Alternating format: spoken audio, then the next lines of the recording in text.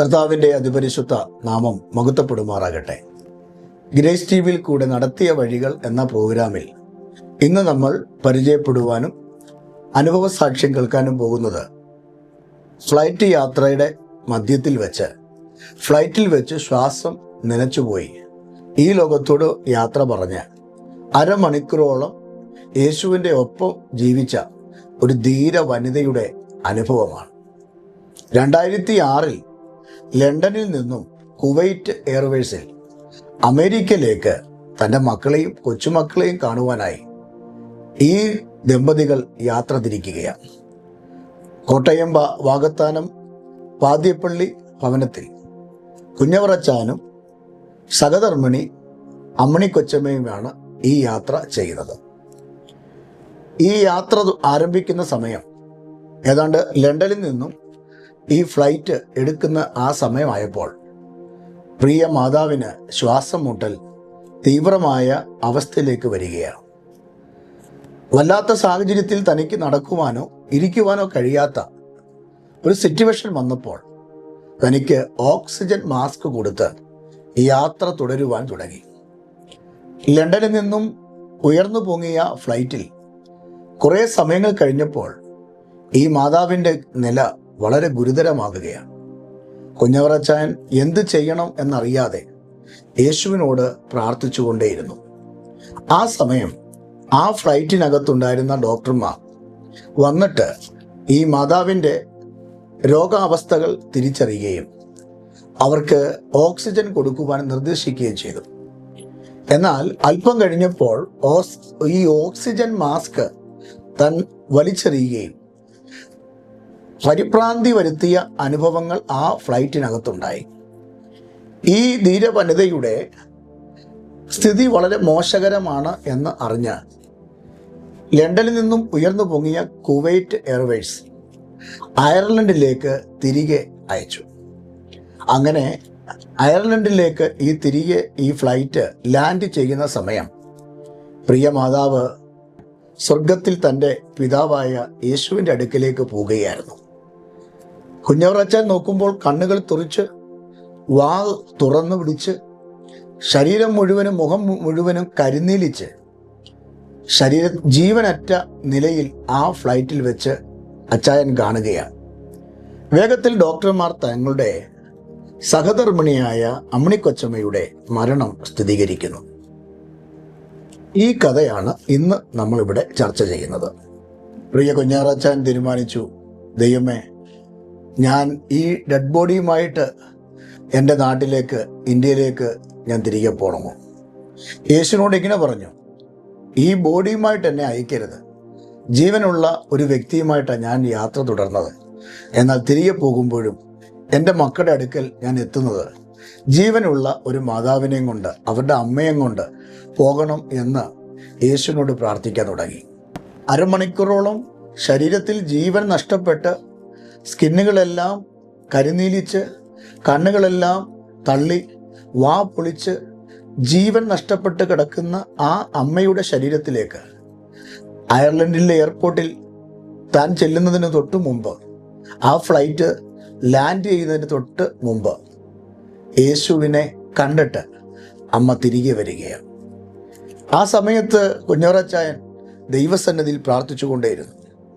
എല്ലാവരെയും അത്ഭുതപ്പെടുത്തിക്കൊണ്ട് അമ്മ ജീവനിലേക്ക് മടങ്ങി വന്ന അമ്മ അവിടെയുള്ള ആ ഫ്ലൈറ്റിലുള്ള ആളുകളെല്ലാം കേൾക്കെ ഉറക്കെ വിളിച്ചു പറയുകയാണ്, യേശുവിനെ ഞാൻ കണ്ടു, യേശുവിനെ ഞാൻ കണ്ടു.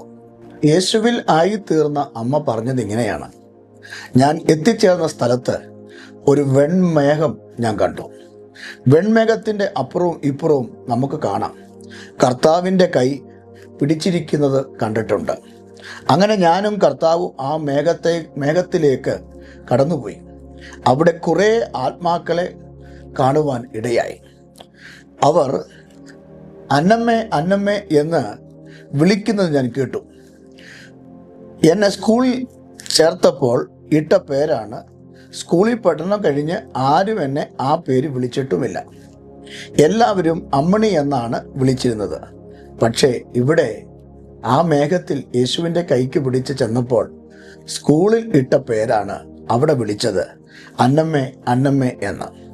എല്ലാവരും അമ്മണി എന്ന് വിളിക്കുന്നത് ഞാൻ കേട്ടിട്ടുള്ളൂ. നല്ല കുളിർമയാർന്ന ഒരു ശബ്ദത്തോടു കൂടെയാണ് അന്നമ്മേ എന്ന് ഞാൻ കേട്ടത്. അതിൻ്റെ സന്തോഷം പറഞ്ഞറിയിക്കാൻ കഴിയാത്തതായിരുന്നു. അവിടെയുള്ള ആത്മാക്കൾ എന്തോ സംസാരിക്കുന്നതായി കേട്ടു. എൻ്റെ ജീവൻ്റെ കണക്കുകൾ ഒക്കെ ആയിരിക്കും സംസാരിച്ചതെന്ന് ഞാൻ വിചാരിക്കുന്നു.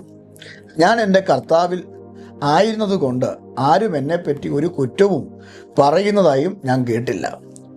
എൻ്റെ ഗുണങ്ങളാണ് അവർ പറഞ്ഞത്. അത്രയുമായപ്പോൾ എനിക്ക് കർത്താവിനോട് സംസാരിക്കണമെന്ന് തോന്നി. കർത്താവിനോട് വർത്തമാനം പറയുന്നതിന് ഒരു പ്രയാസവും എനിക്ക് ഉണ്ടായില്ല. ഞാൻ കർത്താവിനോട് പറഞ്ഞു, എൻ്റെ ഭർത്താവ് ഒരു ഇന്നസെൻ്റായ സിൻസിയറായ ഒരു മനുഷ്യനാണ്. അദ്ദേഹം വിഷമിക്കുന്നതാണല്ലോ. അത് കഴിഞ്ഞ് പാസ്റ്റർമാരുടെ കാര്യങ്ങളും മക്കളുടെ കാര്യങ്ങളുമൊക്കെ പറഞ്ഞു. അങ്ങനെ അമ്മണിക്കൊച്ചമ്മ യേശുവിനോട് സംസാരിച്ചു.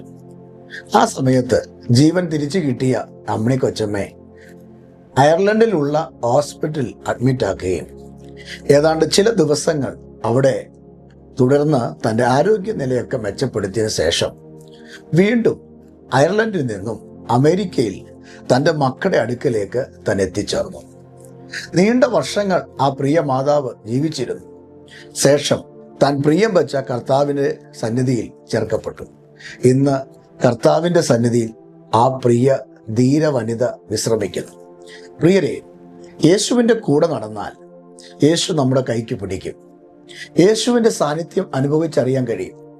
ഈ പ്രിയ അമ്മ അനുഭവിച്ചറിഞ്ഞ യേശുവിനെ നമ്മുടെ ജീവിതത്തിലും അനുഭവിക്കുവാനായിട്ട് വലിയ പ്രയാസമൊന്നുമില്ല. ഇരിക്കുന്ന ഇരിപ്പിടത്തിൽ ഇരുന്നു കൊണ്ട്, യേശുവേ, ഞാൻ അങ്ങയുടെ മകനാണ്, മകളാണ് എന്നൊരു തീരുമാനം നിങ്ങൾ ഉറച്ചു പറഞ്ഞാൽ ഈ യേശു നിങ്ങളെയും സ്നേഹിക്കുകയും നിങ്ങളെയും ചേർത്ത് പിടിക്കുകയും ചെയ്യും. ഈ യേശുവിലുള്ള സന്തോഷം അനുഭവിക്കാൻ ഈ സാക്ഷ്യം കൊണ്ട് നിങ്ങൾക്കിടയാകട്ടെ എന്ന് ഞാൻ പ്രാർത്ഥിക്കുന്നു.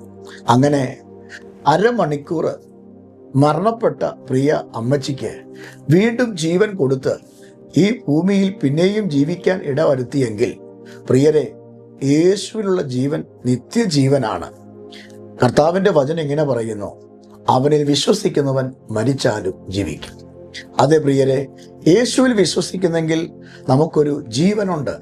അത് എന്നേക്കുമായ നിത്യജീവനാണ്.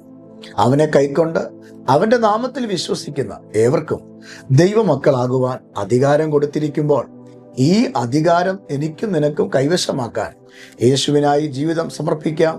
യേശു നിങ്ങളെ അനുഗ്രഹിക്കുമാറാകട്ടെ. ആമേൻ.